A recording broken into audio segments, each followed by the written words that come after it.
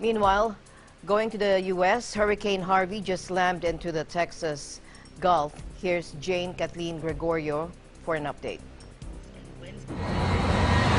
On Friday, August 25th, the morning was quiet and calm in Corpus Christi, Texas.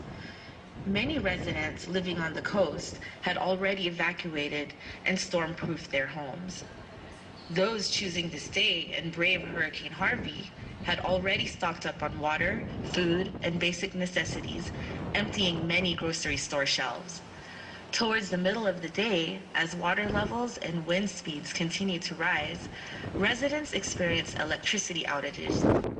Be willing and be prepared because these kind of events, happen. Get ready with the house, and especially protect life, that's the important thing.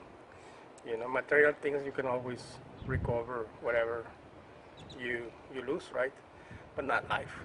So, and food, food for, I don't know how many days we're going to be without power. As of right now, many of the Corpus Christi families that stayed behind are preparing to ride out the worst of the storm yet to come.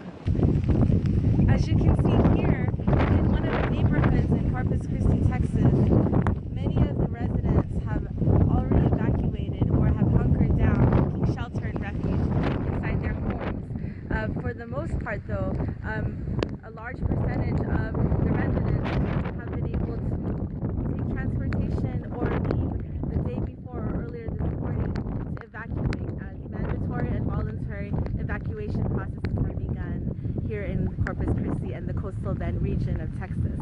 And right now we're starting to see a lot of heavy rain coming in as the landfall of the Hurricane Harvey approaches, and we're starting to get a lot of heavier winds. Right now in this particular neighborhood, you can see all the houses have been boarded up with plywood on the windows and doors to protect them. And we'll keep you posted on that 25, so stay tuned.